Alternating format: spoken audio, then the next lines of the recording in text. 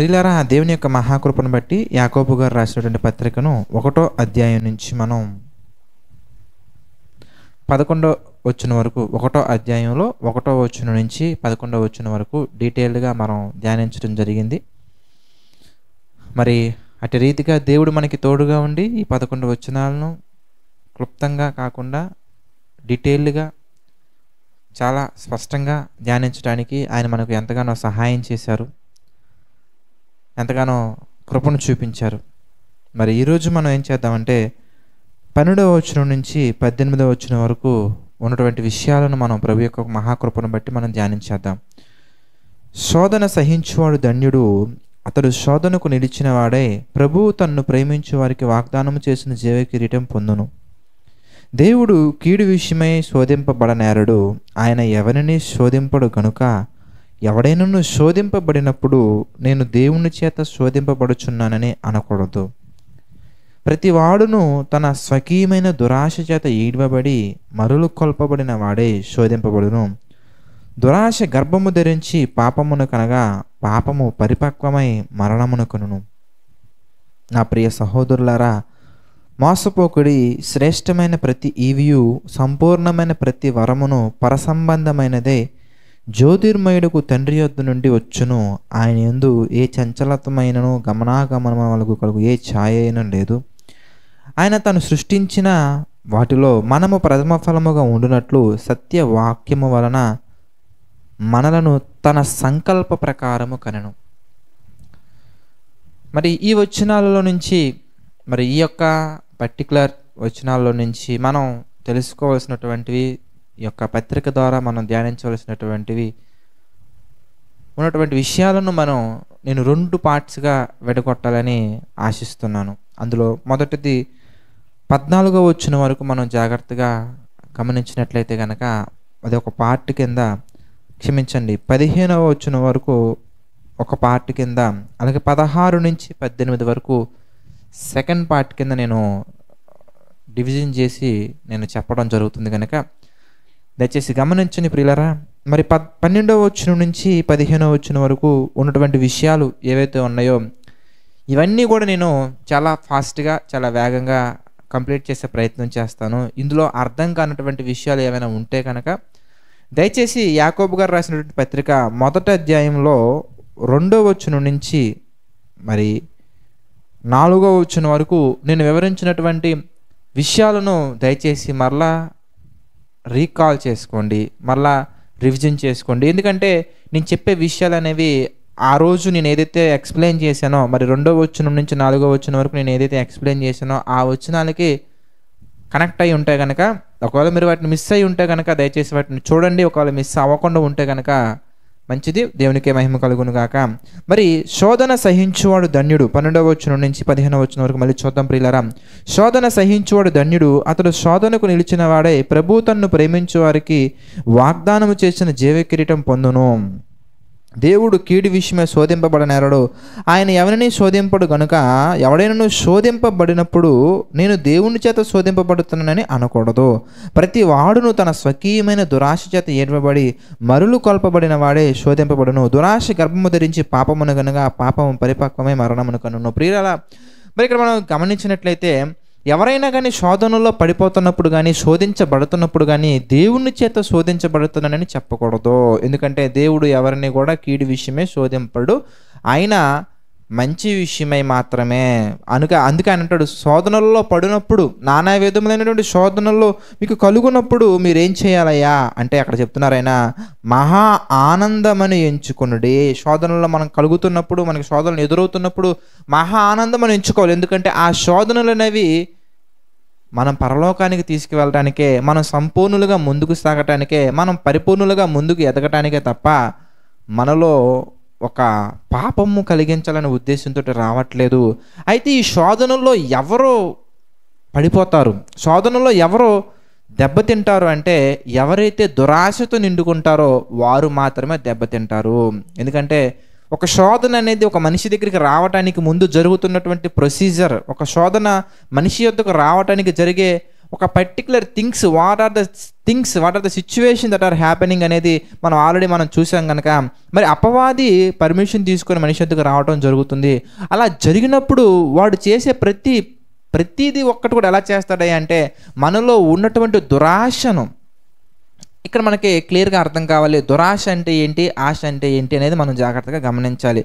ఆశ అనగానే ప్రియులారా, దేవుని యొక్క చిత్త ప్రకారంగా నడుచుకుంటూ దేవుని యొక్క ఆలోచనలు మన జీవితంలో పట్టేలాగా, మన జీవితంలో నిలుపుకునేలాగా మనం ప్రయత్నించి వెళ్ళటమే ఆశ. మరి దురాశ అంటే ఏంటంటే దేవుని చిత్తానికి వ్యతిరేకంగా మనం ఎలాంటి కోరికలు కలిగి ఉన్నా కానీ, దేవుని చిత్తానికి వ్యతిరేకంగా మనకి ఎలాంటి ఆలోచనలు కలిగి ఉన్నా కానీ అవి దురాశ కింద కన్సిడర్ చేయడం జరుగుతుంది. మనందరికీ అర్థం అవటం కొరకు నేను సింపుల్గా కొన్ని విషయాలను నిన్న మనం మాట్లాడుకున్నటువంటి సందర్భంలో నుంచి నేను రైస్ చేస్తూ మాట్లాడతాను. అందులో ఒకటి ధనం.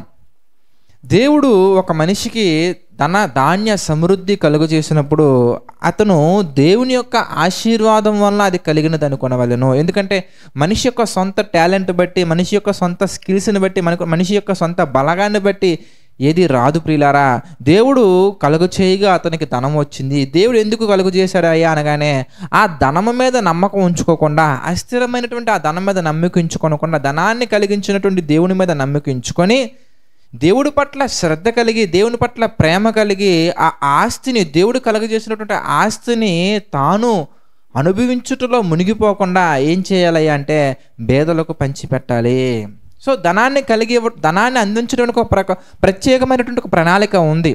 మనకి పాటలు పాడే తలాంతు ఇవ్వటం వెనక, అలాగే దేవుని యొక్క వాక్యాన్ని ప్రకటించే ఒక తలాంతు ఇవ్వటం వెనక, ఏదైనా కానీ ఒక తలాంతులు దేవుడు మనకి ఇచ్చారంటే దాని వెనక ఒక ప్రత్యేకమైన ప్రణాళిక ఒక మనిషి పట్ల ఏ విధంగా అయితే ఉంటుందో అదేవిధంగా ధనాన్ని ఒక మనిషికి ఇవ్వటం వెనక కూడా దేవునికి ఒక ప్రణాళిక ఉంటుంది. ఆ ప్రణాళిక ఏంటయ్యా అంటే తిమోతికి రాసిన మొదటి పత్రికలో నిన్న మనం చూసాం. ఇహమందు ధనవంతులైన వారు గర్విష్ఠులు కాకుండా, అస్థిరమైన ధనము యందు నమ్మిక ఉంచుకొనకుండా, తమ ధనములో, తమ ఆస్తిలో, తమ స్వాస్థ్యములో ఇతరులకు పాలిచ్చేవారే ఉండాలి. ఇది ఒక ఆజ్ఞ కింద పౌలు గారు తెలియజేయడం మనం చూసాం.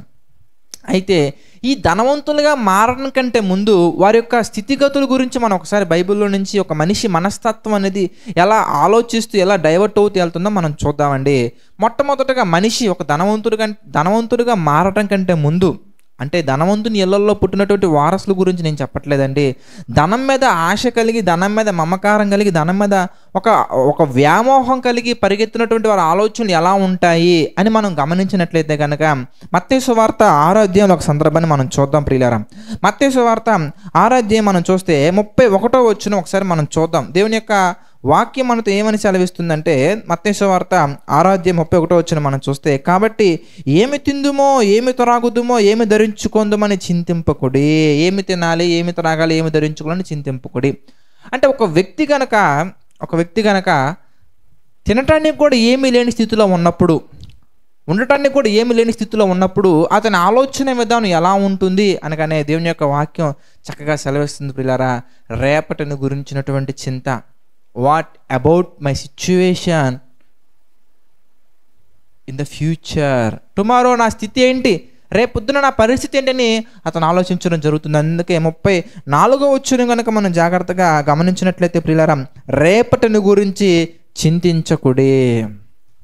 రేపొద్దున గురించి ఆలోచించకండి అంటే దాని అర్థం ఏంటంటే రేపటి దినాన నా పరిస్థితి ఏంటి అనే ఒక దిక్కుతోచినటువంటి పరిస్థితుల్లో ఉన్నటువంటి వారందరూ కూడా రేపటి గురించి మాత్రమే ఆలోచిస్తారండి. దేవుని యొక్క మహాకృపను బట్టి మరి భవిష్యత్తులో కొద్ది దినాల మేరకు బ్రతకటానికి ఒకవేళ దేవుడు అతనికి ధనాన్ని, ధాన్యాన్ని, సమృద్ధిని అనుగ్రహిస్తే వాళ్ళ పరిస్థితి ఎలా మారిపోయిద్ది అంటే దేవుని పట్ల నమ్మకం ఉంచుకోకుండా ధనం పట్ల నమ్మకం ఉంచుకున్నటువంటి వ్యక్తులు ఎలా మారిపోతారు అనగానే ఇక్కడ మనకి చాలా డీటెయిల్గా యాకోబు గారు రాసినటువంటి పత్రికలో ఒక సందర్భం మనకు కనబడుతుందండి.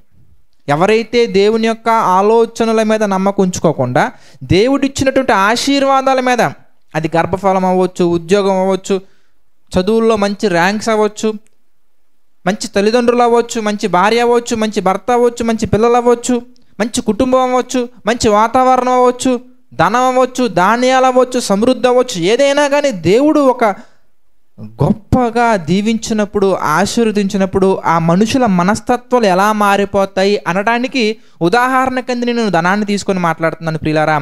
అలా మీరు ప్రతి ఒక్క దాని గురించి మీరు ఆలోచించినట్లయితే ప్రతి ఒక్కటి మీకు క్లియర్గా అర్థమవుద్ది. ధనం గురించి డీటెయిల్గా చెప్పిన తర్వాత మిగిలినటువంటి ఆశీర్వాదాల గురించి నేను ఒకటి రెండు ఎగ్జాంపుల్స్ కూడా మీకు ఎక్స్ప్లెయిన్ చేస్తాను.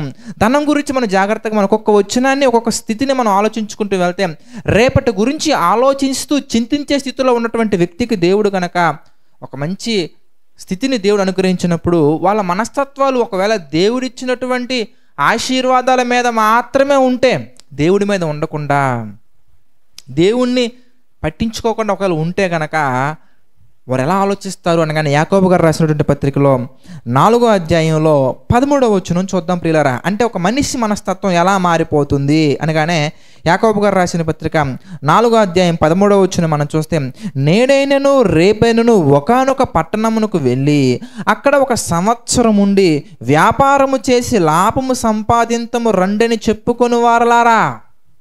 చూసారా వాళ్ళు ఎలా మారిపోయారయ్యా అంటే, ఒకానొక పట్టణానికి వెళ్ళి దేవుని యొక్క సువార్తను ప్రకటించటం కాదు, ఇక్కడ మనం ఉన్నటువంటి ప్రాంతంలో మనం ఉన్నటువంటి పరిస్థితులను బట్టి దేవుణ్ణి ఆరాధించలేకపోతున్నాం, దేవుణ్ణి మహిమపరచలేకపోతున్నాం కనుక మనం ఎక్కడికైనా వెళ్ళి ప్రభువుని మనస్ఫూర్తిగా ఆరాధిద్దాం, పూర్ణ హృదయంతో, పూర్ణ మనసుతో, పూర్ణాత్మతో ఆరాధిద్దాం, స్తుతిద్దాం, మహిమపరుద్దాం అని కాదండి.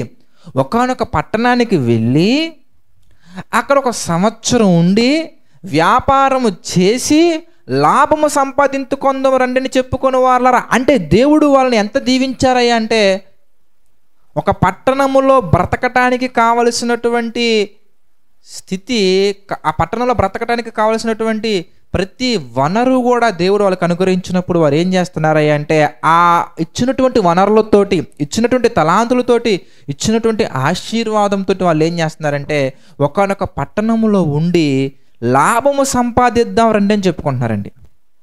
అంటే దీన్ని బట్టి మనకి ఏం అర్థమవుతుందంటే, ఒక మనిషి దేవుడి మీద కాకుండా దేవుడిచ్చినటువంటి వస్తువుల మీద కనుక శ్రద్ధ పెట్టి, దేవుడిచ్చిన వస్తువులనే ప్రేమిస్తూ, దేవుడిచ్చిన వస్తువులనే బ్రతుకుతూ వెళ్తే అదే దురాశ.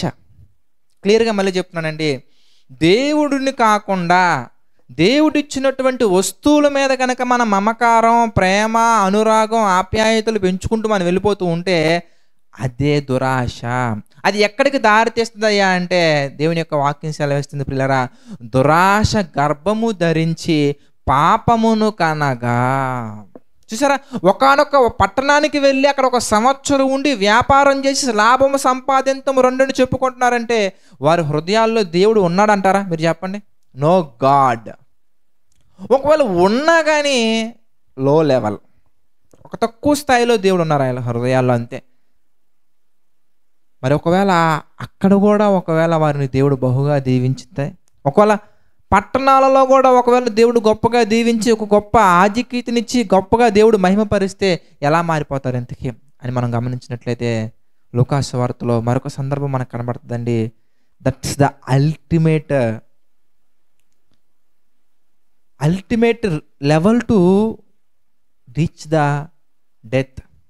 మరణం అనగానే దేవుని యొక్క వాక్యం మనకి సెలవిస్తుంది ప్రియులారా, పాపము అనగా యోహాను గారు రాసిన మొదటి పత్రిక 3వ అధ్యాయం 4వ వచనం మనం చూస్తే అక్కడ మనకు కనబడుతుందండి, పాపము చేయు ప్రతి వాడును ఆజ్ఞను అతిక్రమించును, ఆజ్ఞ అతిక్రమమే పాపం.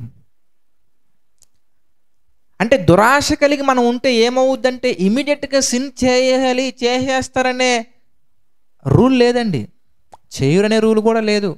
బట్ ఆ దురాశ గర్భం ధరిస్తుంది. గర్భములో ఒక బిడ్డ ఏ విధంగా అయితే గర్భము ధరించినటువంటి స్త్రీ యొక్క గర్భంలో ఉన్న బిడ్డ ఏ విధంగా అయితే డే బై డే ఇంప్రూవ్ అవుతూ డెవలప్ అవుతూ, ఏ విధంగా అయితే కన్ను, తర్వాత కాలు, తర్వాత గుండె, అవయవాలన్నీ ఏ విధంగా అయితే ఒక చక్కగా ఒక ఆకారాన్ని సంపాదించుకొని ఒక అద్భుతమైనటువంటి బహుమానంగా పొందుకున్న తర్వాత అద్భుతంగా ఏ విధంగా అయితే ప్రసవించిన తర్వాత భూమి మీదకి ఒక మంచి ఆకారంతో కనబడతారో, అదేవిధంగా ప్రియులారా ఒక దురాశని హృదయంలో పడ్డాక, ఒక దురాశ మన ఆలోచనలో పడ్డాక అది ఎలా మారిపోద్ది అంటే గర్భము ధరించి లాట్ ఆఫ్ థింగ్స్ మన హృదయంలో కలిగేలా చేసి ఇది చేద్దాం, అది చేద్దాం, అలా చేద్దాం, ఎలా చేద్దాం, ఎక్కడికి వెళ్ళిపోతారయ్యా అంటే ఉన్న ప్రాంతాన్ని విడిచి, ఉన్న పరిస్థితులను విడిచి కొంతమంది చూడండి ప్రియులారా, కడుపు నింపుకోవటం కొరకు వెళ్ళేవారు కొంతమంది అయితే, లాభం సంపాదించుకోవడం కోసం వెళ్ళేవాళ్ళు కొంతమంది అండి. కొంతమంది బ్రదర్స్ని సిస్టర్స్ని చూసినప్పుడు they don't have proper equipment లేదా ప్రాపర్ ఎమ్యూనిటీస్. వారు బ్రతకటానికి లేనప్పుడు వారు వేరే వేరే ప్రాంతాలకు వెళ్ళి, ప్రజెంట్ ఇక్కడ మేము ఉన్నటువంటి ప్రాంతంలో కూడా మనం చూస్తే శ్రీకాకుళం, విజయనగరం నుంచి చాలామంది కుటుంబాలు ఇక్కడ కోతలకి వచ్చి వారు రోడ్డు పక్కనే గుడారాలు వేసుకుని, రోడ్డు పక్కనే టెంట్లు వేసుకుని వాటిల్లో ఉంటూ, పాములు వెళ్తున్నాయో చూసుకోవట్లేదు. అవన్నీ ఒక భయం. ఎందుకంటే కుటుంబం కడుపు నిండాలంటే, ఒక జీవితం ముందుకు కదలంటే, బ్రతుకు బండి ముందుకు కదలాలంటే కొంతమంది సామెత చెబుతుంటారండి, రెక్కాడితే కానీ డొక్కాడదంటూ ఉంటారు. అంటే అలాంటి పరిస్థితుల్లో ఫ్యామిలీతో వచ్చి ఉండే వీళ్ళు ఎక్కడ కుటుంబం బ్రతకటానికి దేవుడు ఒక ఆస్తినిచ్చాడండి. కుటుంబం ఎదగటానికి దేవుడు కొంత ఆస్తినిచ్చాడండి. కొన్ని వనరులు దేవుడు ఇచ్చారండి. సొంత ఇల్లు ఇచ్చాడు, కొంత పొలాన్ని ఇచ్చారు, చాలా ఇచ్చారు. బట్ వారు సాటిస్ఫై అవ్వట్లా. ఇంకా సంపాదించాలి, ఇంకా చెయ్యాలి, ఇంకా ఏదో చేయాలి, మల్టీ స్ట్రీమ్ ఇన్కమ్ ఉండాలి, నాకు సింగిల్ వే కాదు అని చాలా దూరం వెళ్ళిపోతూ ఉంటారండి. పట్టణాలకి, దేశాలకి, విదేశాలకి వెళ్ళిపోయి కడుపు నింపుకోవటం కొరకు వెళ్ళే వారు కూడా ఉన్నారండి. అందరూ దురాశతోటి డబ్బు సంపాదించాలనే ఆలోచనతోటే కాదు, కడుపు నింపుకోవడం కొరకు వెళ్ళే వాళ్ళు కూడా ఉన్నారు. కువైట్ అని, ఖత్తర్ అని, మస్కట్ అని చాలా దూరాలు వెళ్ళిపోతున్నారు. చాలా దూరాలు వెళ్ళిపోయి అక్కడ పాచి పని చేస్తున్నారో, పెట్రోల్ బంకుల్లో పని చేస్తున్నారో. వారి సిచ్యువేషన్స్ గురించి నేను మాట్లాడట్లేదులే, కానీ దేవుడు బ్రతకటానికి కొన్ని వనరులను అనుగ్రహించిన తర్వాత, దేవుడు బ్రతకటానికి కొంత ఇచ్చి ఆశీర్వదించిన తర్వాత, ఆ ఆశీర్వాదంతో, దేవుడు ఇచ్చినటువంటి ఆశీర్వాదంతో పరిశుద్ధతలో నడవకుండా, ఆజ్ఞలు పాటించి పరిశుద్ధతలోకి వెళ్లకుండా ఆజ్ఞలను అతిక్రమించి పాపంలోకి వెళ్ళిపోతున్నారు. ఆ దురాశ ఎక్కడికి దారితీస్తుంది, ఎంత దూరం దారితీస్తుంది అయ్యా అంటే, లూకాసు వార్తలో మనం చూద్దాం ప్రియులారా. 12వ అధ్యాయం మనం చూస్తే, లూకాసు వార్త 12వ అధ్యాయంలో ఒక చక్కని సందర్భం అనేది మనందరికీ తెలిసినటువంటి సందర్భం. ఈ సందర్భంలో ఒకసారి మనం జ్ఞాపకం చేసుకుందాం. లూకాసు వార్త 12వ అధ్యాయం మనం చూస్తే 16వ వచనం నుంచి మనం చూద్దామండి. మరియు ఆయన వారితో ఈ ఉపమానం చెప్పిన, ఒక ధనవంతుడు భూమి సమృద్ధిగా పండెను. అప్పుడు అతడు, నా పంట సమకూర్చుకున్నట్టుకు నాకు స్థలము చాలదు గనుక నేనేమి చేతునని తనలో తాను ఆలోచించుకుని నేను ఎలాగో చేతును. అంటే ఎంత సంపాదిస్తారయ్యా అంటే, సంపాదించింది దాచుకోవడానికి స్థలం చాలదంటండి. అంటే ఒక బ్యాంక్ అకౌంట్ సరిపోదు, 4-5 బ్యాంక్ అకౌంట్లు సరిపోవు. స్విస్ బ్యాంకు, తర్వాత ఇంకొక బ్యాంకు, ఇంటర్నేషనల్ బ్యాంకు, ఎన్ని రకాలుగా. ఏం చేస్తున్నారు ఎందుకంటే అంత సంపాదించి ఏం చేస్తున్నారు ఎందుకు? 18వ వచనం మనం చూస్తే, నా కొట్లు విప్పి వాటికంటే గొప్ప వాటిని కట్టించి అందులో నా ధాన్యమంతటిని, నా ఆస్తిని సమకూర్చుకొని నా ప్రాణమా అనేక సంవత్సరములకు విస్తారమైన ఆస్తి నీకు సమకూర్చబడి ఉన్నది, సుఖించుము, తినుము, త్రాగుము, సంతోషించుమని చెప్పుకొందును నేను. చూసారా ఎక్కడికి వెళ్ళిపోయాడండి ఇంతకీ? No God, only enjoy. ఒకప్పుడు ఎలాంటి స్థితిలో నుంచి దేవుడు నిన్ను బలపరిచి ముందుకు తీసుకొచ్చాడు చూస్తే కొంతమంది చెప్తుంటారండి, ఒకప్పుడు మా ఫ్యామిలీలో మా డాడీ ఎలా ఉండేవాళ్ళు కాదండి, ఇప్పుడు we are rich, we have car, we have laptop, we have బంగ్లా, we have land, we have lot of things we have. ఎక్కడ తెలుగు కూడా మాట్లాడరు సరిగా, భూమి మీద ఉండరు వాళ్ళు. అంత దేవుడు ఇచ్చిన తర్వాత ఏం చేస్తున్నావు ఇంతకీ? What's the plan behind the blessing about your family, of your family? దేవుడు నిన్ను ఆశీర్వదించడం అనగా, నీ కుటుంబాన్ని ఆశీర్వదించడం అనగా, నిన్ను దీవించడం ఉన్నటువంటి ప్రణాళిక ఏంటి అనేది ఆలోచించకుండా ప్రియులారా, దేవుడిచ్చిన ఆశీర్వాదం మీద ఆలోచనలు పెంచుకొని ఆ ఆశీర్వాదం మీద దురాశ కలిగి ఎక్కడికి వెళ్ళిపోతున్నారయ్యా అంటే చాలా దూరం వెళ్ళిపోతున్నారండి. ఇది డబ్బు విషయంలోనే కాదు, గర్భఫలము దేవుడిచ్చి బహుమానం అందరికీ తెలిసినటువంటి ఓపెన్ స్టేట్మెంట్, ఓపెన్ రిఫరెన్స్. దేవుడి మీద నమ్మకాన్ని, దేవుడి మీద విశ్వాసాన్ని పెంచుకోకుండా చాలామంది తల్లిదండ్రులు ఏం చేస్తారయ్యా అంటే, దేవుని యొక్క భయభక్తుల్లో పెంచకుండా, దేవుని యొక్క ఆలోచనలో పెంచకుండా దేవుని యొక్క చిత్తాన్ని నెరవేర్చాలి, దేవుని కొరకు మనం బ్రతకాలి, దేవుడిచ్చినటువంటి ఒక గొప్ప వరం నువ్వు అని చెప్పేసి దేవుని యొక్క ప్రేమలో, దేవుని యొక్క భయభక్తుల్లో పిల్లల్ని పెంచకుండా, ఈవెన్ సండే స్కూల్లో కూడా పంపించకుండా, ఈవెన్ రెగ్యులర్ ప్రేయర్స్ మెయింటైన్ చేయకుండా, ఈవెన్ ఆ బాబుకి కానీ ఆ పాపకి కనీసం బైబిల్ మీద కనీస అవగాహన పెంచకుండా ఆ పిల్లల మీద నమ్మకాన్ని, మమకారాన్ని పెంచుకొని ఏం చేస్తారయ్యా అంటే దేవుడిచ్చిన బహుమానాన్ని లోకపరమైనటువంటి వ్యసనాలకి అలవాటయ్యేలా చేస్తారు. స్లోగా మూవీ సాంగ్స్, స్లోగా సీరియల్స్, స్లోగా ఫ్యాషన్ డిజైనింగ్, స్లోగా సంథింగ్, స్లోగా సమ్వేర్, స్లోగా ఎక్కడికో వెళ్ళిపోయిన తర్వాత ఎందుకు అలా చేస్తున్నామంటే నా బిడ్డ పెద్దోడయ్యాక నన్ను చూసుకోవాలి. నీ బిడ్డ లేనప్పుడు నిన్ను ఎవరు చూసుకున్నారు బ్రదర్? నీ కుమారుడు లేనప్పుడు నిన్ను ఎవరు దీవించారు బ్రదర్? నీ కుమారుడు లేనప్పుడు నిన్ను ఎవరు ఆదరించారు బ్రదర్? ఎవరు? మీ తల్లిదండ్రులా? ఆ మాటకు వస్తే తల్లి గర్భంలో నిన్ను ఎవరు బ్రదర్ సృష్టించింది? తల్లిదండ్రులు చూసారని అనుకుంది అంటే వాళ్ళు చూడరు అని నేను చెప్పట్లేదండి, చూడలేదని నేను చెప్పట్లేదండి. వారి కంటే ముందు మనల్ని ప్రేమించింది ఎవరు? వారి కంటే ముందు మనల్ని చూసింది ఎవరు? అసలు మనకి ఒక ఆకారాన్ని, ఒక ఐడెంటిటీ, మనకంటూ ఒక ఉనికి ఇచ్చింది ఎవరయ్యా అంటే దేవుడు కదా. నీకు ఇచ్చిన తల్లిదండ్రి కంటే ముందు దేవుడు నిన్ను చూశాడు. అప్పుడు నువ్వు దేవుడి మీద కదా ప్రేమను పెంచుకోవాల్సింది. దేవుడిచ్చిన తల్లిదండ్రుల మీద ప్రేమను పెంచుకోవద్దని నేను చెప్పట్లేదు ప్రియులారా, కానీ వాళ్ళే మన దైవాలు అవ్వకూడదు, మన పిల్లలే మన దైవాలు అవ్వకూడదు, మన ధనమే మన దైవం కాకూడదు, మన ఉద్యోగమే మన దైవం కాకూడదు. కొంతమంది ఎలా మారిపోయారయ్యా అంటే దేవుణ్ణి మార్చేశారు. They change the God.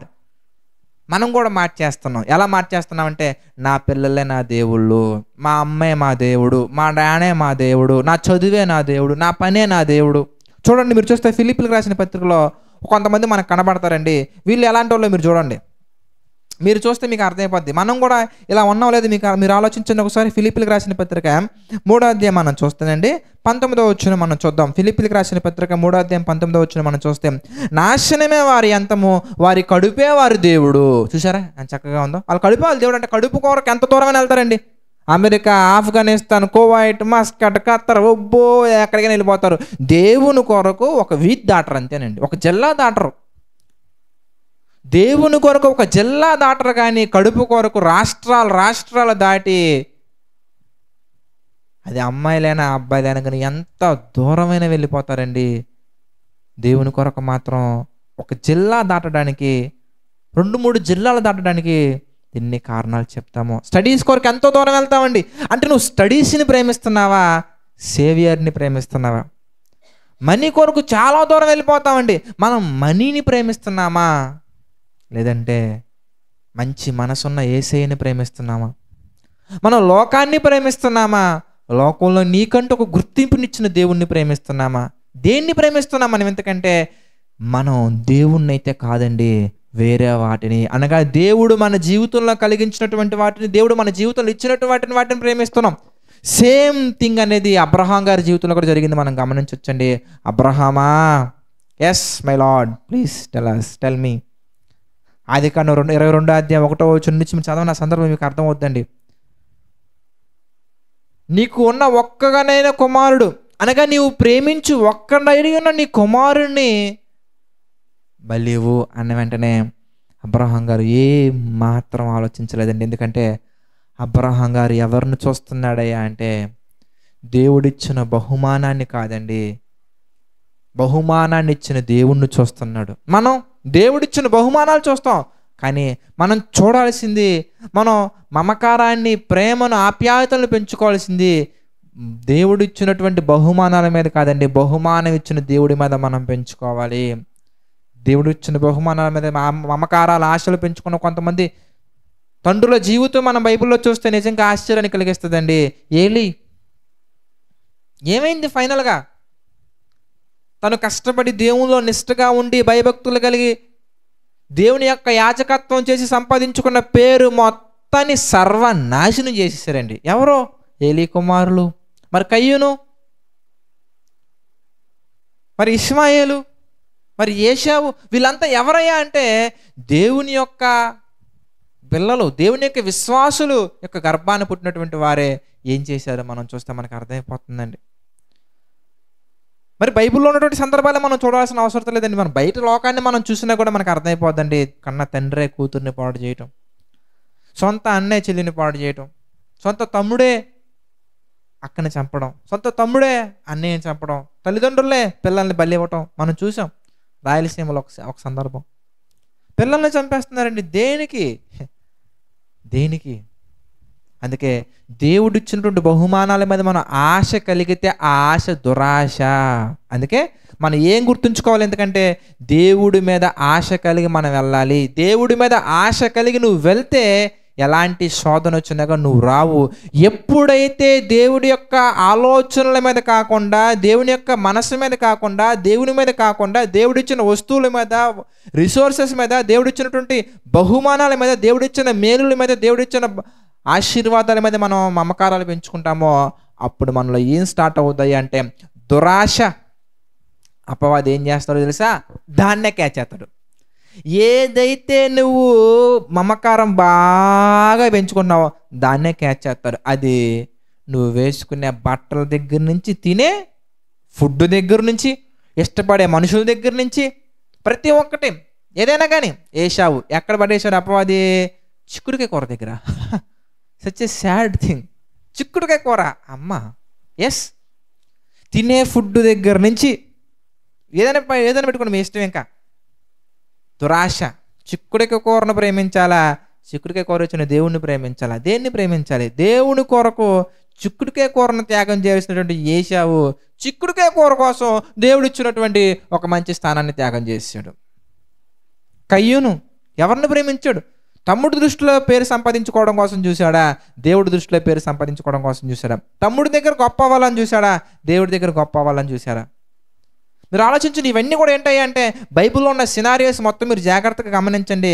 కొంతమంది కుటుంబాలు, కొన్ని వ్యక్తుల జీవితాలు మనకు కనబడతా ఉంటాయండి. ఇవన్నీ కూడా మనకి మాదిరి.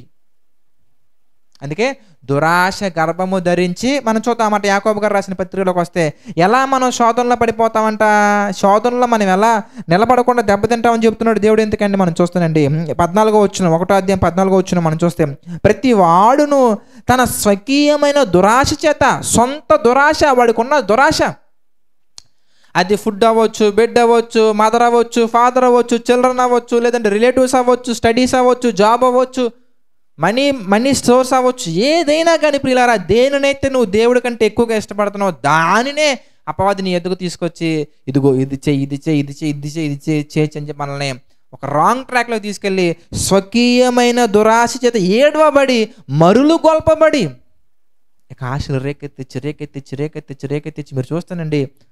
హవ్వలో ఏదో విధంగా ఒక ఆశ కలిగించింది, దురాశ కలిగించింది.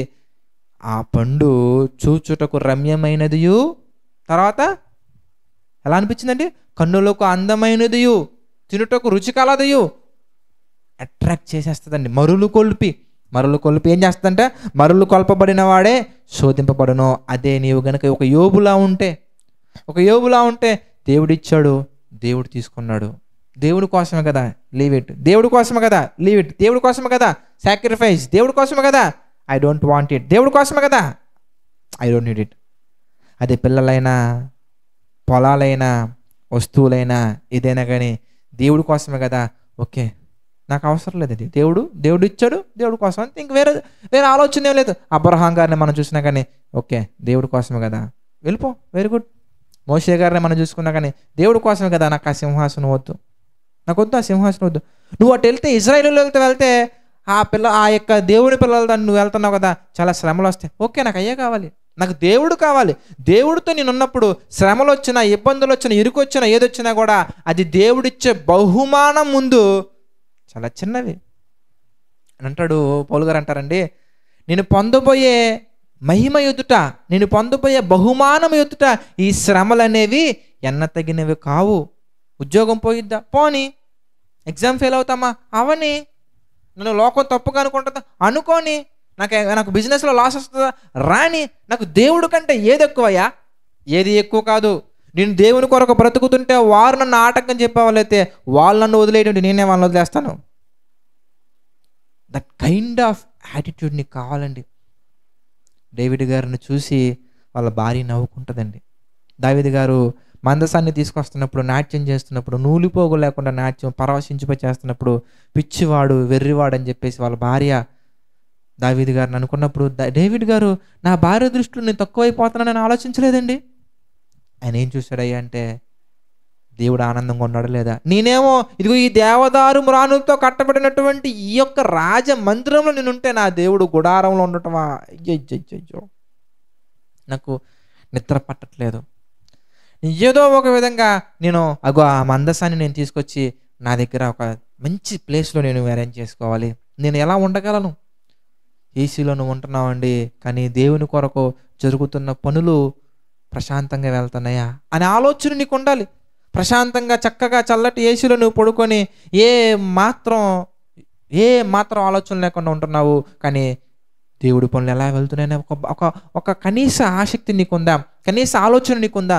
డేవిడ్ గారిలా ఉండాలి. ఎప్పుడు మనం అలా ఉండగలం అంటే, దేవుడి మీద మాత్రమే మనం దృష్టి పెట్టి, యేసుక్రీస్తు వారిని మాత్రమే మన గురిగా పెట్టుకొని, దేవుని ఎద్దుకు చేరాలనే ఒక ఆలోచన మాత్రమే గురుగా పెట్టుకొని మనం వెళ్తేనే ఉండగలమండి. లేదంటే మనం ఉండలేమండి. అప్పుడు అపవాది ఏ విషయంలో అయితే నువ్వు దేవుడి కంటే వేరే విషయాన్ని ఎక్కువగా చూస్తున్నామో ఆ పర్టికులర్ థింగ్నే పట్టుకొని మీ దగ్గర తీసుకొచ్చి మిమ్మల్ని ఈడ్చి మరులు గొల్పబడి మీరు పాపము చేసేలా ప్రేరేపిస్తుందండి. ఇవన్నీ దృష్టిలో పెట్టుకొని ఇప్పుడు చదువుకుందాం ప్రియులారా. 12వ వచనం నుంచి 15వ వచనం వరకు మీకు మొత్తం అర్థమైపోద్దండి. దేవుడిని మనం దూషించకూడదండి. దేవుడి వల్ల మనం శోధించబడుతున్నాం అనుకోకూడదండి. ఎందుకంటే దేవుడు అప్రూవల్స్ మాత్రమే ఇస్తాడు. అన్యాయం అయిపోయేది మనమే. ఆయన అప్రూవల్స్ మాత్రమే ఇస్తాడు. ఆ అప్రూవల్స్ నువ్వు నిలబడితే, వన్స్ నువ్వు కనుక ఆ శోధనని జయిస్తే, వన్స్ నువ్వు కనుక సాతానుని నీ కాళ్ళతో చితక త్రొక్కితే, వన్స్ నువ్వు కనుక వచ్చినటువంటి ఆ పాపము చేసే అవకాశాన్ని పీకి పక్కన పడేస్తే ఎంత దీవించబడతావంటే, ఎంత హెచ్చించబడతావంటే, no one can beat you in your life. నిజమండి. చిన్నదే ఒక్కసారి మన శరీరాన్ని మనం కంట్రోల్ చేసుకొని, ఒక్కసారి మన మనసును మనం కంట్రోల్ చేసుకొని, ఒక్కసారి వచ్చినటువంటి అవకాశం వైపు మనం మరులు కొల్పబడి చూడకుండా, మరువలేని యేసయ్య వైపు మనం చూసి, ఆయన చేసిన త్యాగం వైపు చూసి గురి యొద్దకు మనం వెళ్ళగలిగితే, మన జీవితంలో మనల్ని దేవుడు హెచ్చించడం మొదలు పెడితే ప్రియులారా, ఎవ్వడు మనల్ని బీట్ చేయలేడండి. నిలబడగలగాలి. యోసేపు గారి జీవితం మనం చూస్తే చిన్నదే ఛాన్స్ వచ్చింది, అవకాశం. పాపం చేయడానికి ఒక అద్భుతమైన అవకాశం వచ్చింది. అద్భుతంగా పడలేదు ఆయన, దాన్ని వదిలేశాడు అంతే. పారిపోయాడు అక్కడి నుంచి. పాపం యొద్ద నుండి నువ్వు పారిపోగలిగితే, అపవాది పర్మిషన్ తీసుకున్నాడు, దేవుడు పర్మిషన్ ఇచ్చారు, వచ్చింది. మహాతల్లి వచ్చింది, యోసేపుని చెరపట్టడానికి చాలా ప్రయత్నించింది. యోసేపు పల్లా నిలబడ్డాడు కాబట్టి ఎంత నిలబడ్డాడు అంటే, పేరుకు మాత్రమే ఫరో ఆ రాజ్యానికి హెడ్, రాజ్యానికి అధికారి కాదు, రాజ్యానికి హెడ్. బట్ యోసేపు కుడికాలు ఎత్తమంటే కుడికాలు ఎత్తాలి, ఎడంకాలు ఎత్తమంటే ఎడంకాలు ఎత్తాలి. ఏ మూవ్ తీసుకోవాలన్నా కానీ యోసేపు ఇచ్చినటువంటి డెసిషన్ మీద డిపెండ్ అయ్యి ఫరో కదిలినట్టుగా మనం చూస్తామండి. That's the range of God. ఎప్పుడు అంటే ఆయన తీసుకొచ్చే పరీక్షలో, అనగా అపవాది పెట్టే ఆ శోధనలో కనుక మనం పడిపోకుండా నిలబడగలిగితే, పడిపోకుండా కనుక మనం స్థిరంగా ఉంటే, ఈ లోక సంబంధమైనటువంటి వాటిల్లో మాత్రమే కాదు ప్రియులారా, ఇహ మందు హింసలతో పాటు నూరంతులుగా దేవుడిచ్చే దీవుల్లో మాత్రమే కాదండి, ఆయన మనకు ఇంకా అంతకంటే గొప్పది ఒకటి ఇస్తాడు. యోహాను గారు రాసిన మొదటి పత్రిక మనం చూద్దామండి. 2వ అధ్యాయం యోహాను గారు రాసిన మొదటి పత్రిక మనం చూస్తే, 2వ అధ్యాయం మనం చూద్దాం ప్రియులారా. 2వ అధ్యాయం 25వ వచనం, యోహాను గారు రాసిన మొదటి పత్రిక 2:25 మనం చూస్తే, నిత్య జీవం అనుగ్రహించునది ఆయన తానే మనకు చేసిన వాగ్దానం. ఒక వాగ్దానం చేశాడు. అది ఈ భూమి మీద దీవెనలు, ఆశీర్వాదాలు మేబీ రావచ్చు, రాకపోవచ్చు, కానీ డెఫినెట్గా ఒకటి ఉందండి. అది ఎంత గొప్పదయ్యా అంటే, ఈ ప్రపంచంలో ఆదాము మొదలుకొని ఇప్పటి వరకు ఎవ్వరు కూడా మనకి ఇవ్వలేనటువంటిది. అది పరలోకము, నిత్య జీవము.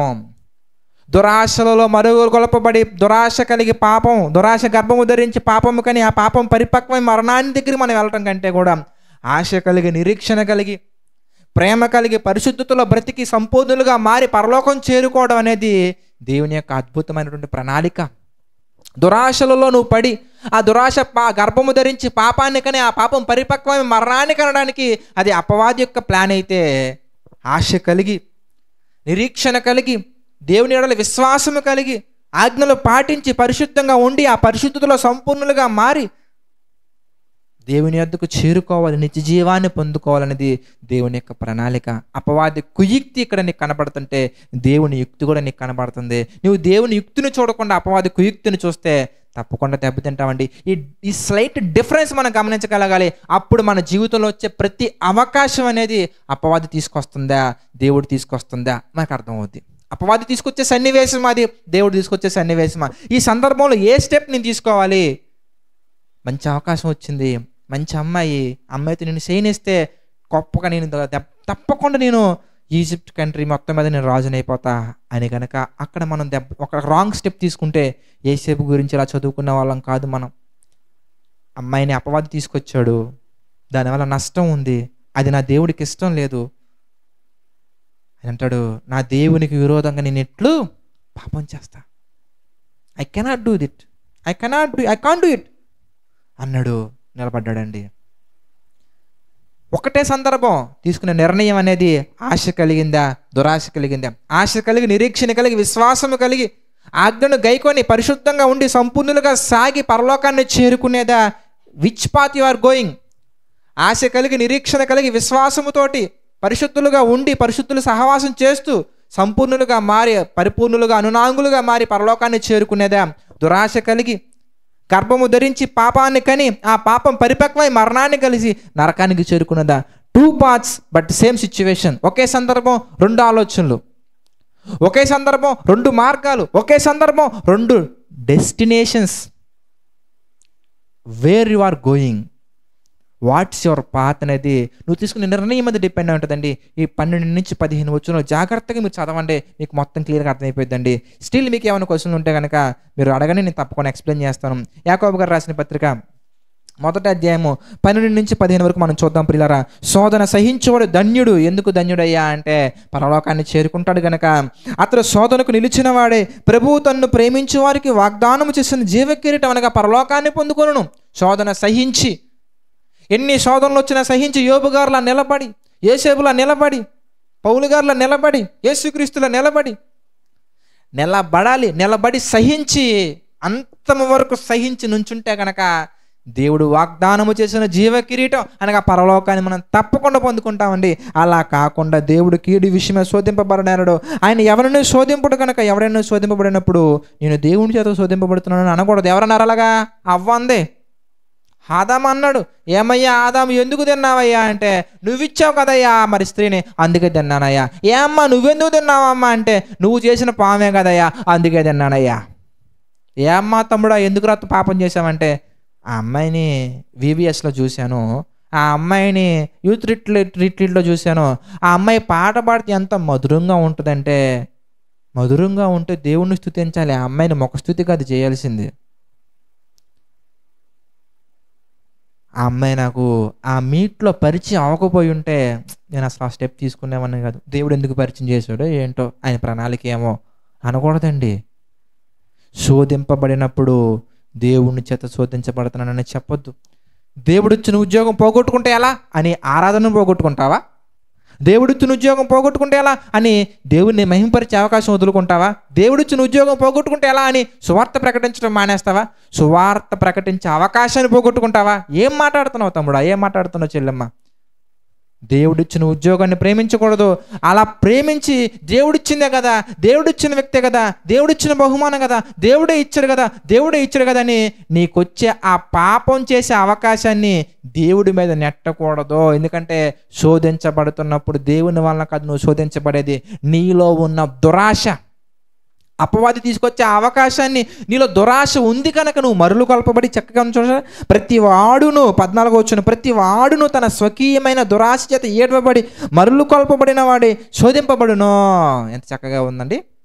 నెక్స్ట్ మనం చూస్తే 15వ వచనం, దురాశ గర్భము ధరించి పాపమును కనగా పాపము పరిపక్వ మరణమును కనును. ఇప్పటివరకు నేను చాలా ఉదాహరణలు మీకు చెప్పాను. స్టిల్ మీకు అర్థం కాకపోతే మళ్ళీ ఫస్ట్ నుంచి వీడియో వినండి.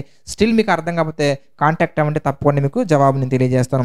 16వ వచనం నుంచి 18వ వచనం సెకండ్ పార్ట్ ప్రియులారా, అది కూడా మనం చూద్దాం. మనం చూస్తే, నా ప్రియ సహోదరులారా మోసపోకుడి, శ్రేష్టమైన ప్రతి ఈవియు సంపూర్ణమైన ప్రతి వరమును పరసంబంధమైనదే, జ్యోతిర్మయుడు తండ్రి వద్ద నుండి వచ్చును, ఆయన యందు ఏ చంచలత్వమైనను గమనాగమన వలకలకు ఏ ఛాయ అయినను లేదు. ప్రియులారా, మనం ఆలోచించినట్లయితే దేవుడు తీసుకొచ్చే అవకాశం అనేది ఎటు నడిపిస్తుందయ్యా అంటే పరసంబంధమైన దీవెనలు పొందుకోవడం కోసం నడిపిస్తుంది, పాపిష్టి మార్గాల్లో నడవడానికి కాదు. కనుక మనం ఆలోచించాల్సింది, మన దగ్గరికి వచ్చే ఒక అవకాశం అనేది అది పరసంబంధమైనదే, దేవుని యొక్క ఆలోచన వైపు నడిపించే విధంగా ఉందా, లేదంటే అపవాది యొక్క ఆలోచనలు నడిపించే వైపుగా ఉందా లేదనేది మనం ఆలోచించుకోవాలి.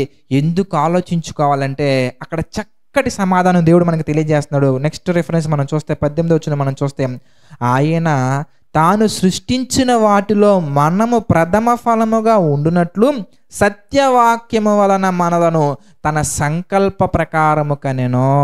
ప్రియులారా, ఏ మనిషి అయినా కానీ, ఏ వ్యక్తి అయినా కానీ మనం పుట్టిన తర్వాత మనలో ఉన్న స్కిల్స్ని బట్టి, మనలో ఉన్న టాలెంట్లు బట్టి, మనం చేసే పనులు బట్టి, మనం చేసే మూమెంట్స్ని బట్టి నువ్వు తప్పకుండా ఇది చెయ్యాలి, నీలో ఈ తలాంత్ ఉంది, నీలో ఈ స్కిల్ ఉంది, నీలో ఈ టాలెంట్ ఉందని మనల్ని ప్రోత్సహించేవాళ్ళే తప్ప, మనం పుట్టక ముందు మన పట్ల ఒక ప్రణాళిక ఏ తల్లికి కానీ, ఏ తండ్రికి కానీ, ఏ బ్రదర్కి కానీ, ఏ సిస్టర్కి కానీ, ఏ హస్బెండ్కి కానీ, ఏ వైఫ్కి కానీ, ఏ పేరెంట్స్కి కానీ, ఏ చిల్డ్రన్కి కానీ ఉండదు.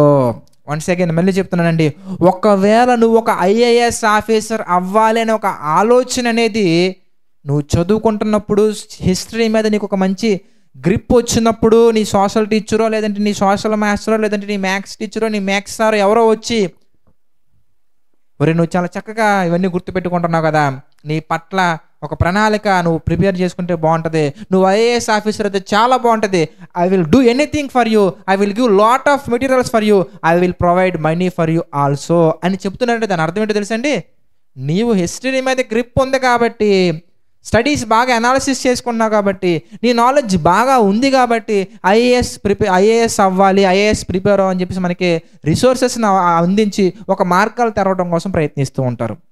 లేదు ఒకవేళ నువ్వు డాక్టర్ అవ్వాలనుకుంటే కనుక ఏ బయాలజీలోనో, జువాలజీలోనో, లేదా ఏదో సబ్జెక్ట్లో, లేదా ఈ యొక్క సైన్స్కి సంబంధించిన సబ్జెక్ట్లో నువ్వు బాగా ఉంటే కనుక దాని పట్ల నీ యొక్క ఇష్టాన్ని చూసి, నువ్వు వెళ్ళే విధానాన్ని చూసి, నువ్వు ఇది చదవాలి, ఇది చదివితే నీ లైఫ్ బాగుంటుంది, ఇది చదివితే నీ యొక్క ఫ్యూచర్ బాగుంటుంది అని చెప్పి డిజైన్ చేస్తారండి. లేదా నువ్వు ఒక వొకేషనల్ కోర్స్ ఉంటాయి చూసారు, ఈ వీటిల్లో అయినా ఏదైనా కానీ ఒక కీబోర్డ్ నువ్వు బాగా ప్లే చేస్తుంటే నువ్వు ఒక మంచి మ్యూజిషియన్ అవుతావని చెప్తారు. ఇవన్నీ ఏంటంటే ప్రియులారా, మనం వెళ్ళే కదలికలను బట్టి, మనకుండే ఇష్టాలను బట్టి, అభిప్రాయాలను బట్టి నువ్వు ఇది చేస్తే బాగుంటుంది, అది చేస్తే బాగుంటుందని మనుషులు మనకి డిజైన్ చేస్తూ ఉంటారు, మనుషులు మనకి అసైన్ చేస్తూ ఉంటారు. కానీ మీరు బాగా గమనించండి, 18వ వచనం ఒకసారి చదవండి, ఒకసారి చదువుకుంటూ వెళ్ళిపోయాం కానీ 18వ వచనం మళ్ళీ చూద్దాం. యాకోబు గారు రాసిన పత్రిక 1వ అధ్యాయం 18వ వచనం మనం చూస్తే ఏమనుందండి అక్కడ, ఆయన తాను సృష్టించిన వాటిలో మనము ప్రథమ ఫలముగా ఉండునట్లు సత్యవాక్యము వలన మనలను తన సంకల్ప ప్రకారంగా కన్నారాయన. మనల్ని ఈ భూమి మీదకి పంపించిన తర్వాత పని పెట్టలేదు దేవుడు మనకి. మనల్ని పంపించిన తర్వాత మనకు ఒక వర్క్ అసైన్ చేసి ఆ వర్క్ చేయమంటలేదు దేవుడు. ఒక వర్క్ ఉంది కాబట్టి, ఒక బాధ్యత ఉంది కాబట్టి, ఒక ప్రణాళిక ఉంది కాబట్టి, ఆ ప్రణాళిక పెద్దది కాబట్టి ఆ ప్రణాళికలో భాగంగా నువ్వు నడవాలని దేవుడు నిన్ను సృష్టించారు తప్ప సృష్టించిన తర్వాత నీకు ఒక పని పెట్టల. చాలామంది అంటూ ఉంటారండి, బ్రదర్ నాకు దేవుని యొక్క పరిచర్య చేయాలని ఆలోచన వస్తుందండి. మంచిది బ్రదర్, ఇప్పటికి నీ బుర్ర వెలిగింది. నిజం, నువ్వు వచ్చిందే దేవుని పని చేయటానికండి. నువ్వు వచ్చిందే దేవుని యొక్క చిత్త ప్రకారం నడుచుకోవడానికి. ఎప్పటికి నీ బుర్ర వెలిగినందుకు, ఎప్పటికి నీ యొక్క మనోనేత్రాలు వెలిగించబడినందుకు దేవునికి మహిమ కలుగునుగాక. వెలిగిన తర్వాత మళ్ళీ ఆగమండి, మళ్ళీ ఆగిపోతామండి. అది ఏంటోనండి మరి నాకు ఏం అర్థం కావట్లేదు అని అంటారు. ఏం అర్థం కావట్లేదండి మీకు ఇంతకీ?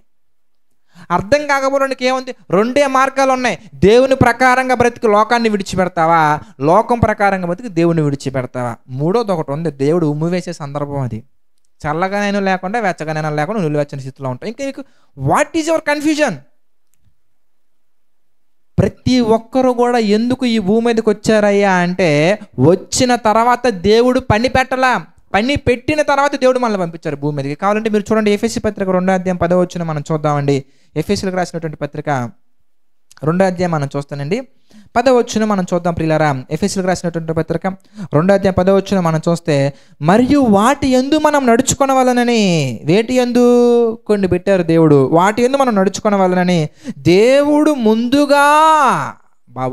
ముందుగా సిద్ధపరిచిన సత్క్రియలు చేయుటకై, దేవుడు ఏర్పరిచిన సత్క్రియలు కాదండి, ముందుగా సిద్ధపరిచిన సత్క్రియలు చేయుటకే మనము క్రీస్తు యేసునందు సృష్టింపబడిన వారమై ఆయన చేసిన పని అయి ఉన్నాం. మనం వచ్చిందే ఆయన పెట్టిన పని చేయడానికి, వచ్చిన తర్వాత పని పెట్టలేదండి, పని పెట్టి మనల్ని ఈ భూమి మీదకి పంపించారు. మనకు ఒక వర్క్ అసైన్ చేసి ఆ వర్క్ నువ్వు చేయటానికి స్కిల్స్ నీకు ఇప్పించాడు దేవుడు. ఒక ధనవంతుడికి ఏ విధంగా అయితే ఒక ప్రణాళిక కలిగి అనేక మందికి ధనాన్ని డిస్ట్రిబ్యూట్ చేయడానికి, అనేక మంది బేదలను కాపాడడానికి, అనేక మంది జీవితాల్లో ఒక వెలుగుగా నిలబడటానికి ఏ విధంగా అయితే ఒక వ్యక్తికి దేవుడు ధాన్య సమృద్ధిని అనుగ్రహిస్తున్నారో, అదే విధంగా దేవుని కొరకు పాటలు పాడాలి అని నేను నిర్ణయించుకున్నాడు కాబట్టి గొంతు నీకు ఇచ్చి పంపించాడు.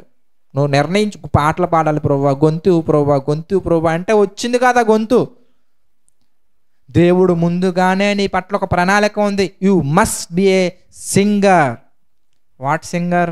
విచ్ సింగర్ అంటే లోక సంబంధమైనటువంటి చెత్త పాటలు పాడటానికి కాదు, లోకాన్ని వెలిగించే దేవుని యొక్క పాటలు పాడటానికి, లోక సంబంధమైనటువంటి ఒక వాక్చాతుర్యాన్ని దేవుడు నీకు ఇవ్వాల, లోకాన్ని వెలిగించడానికి చక్కని జ్ఞానాన్ని నీకు ఇచ్చాడు దేవుడు.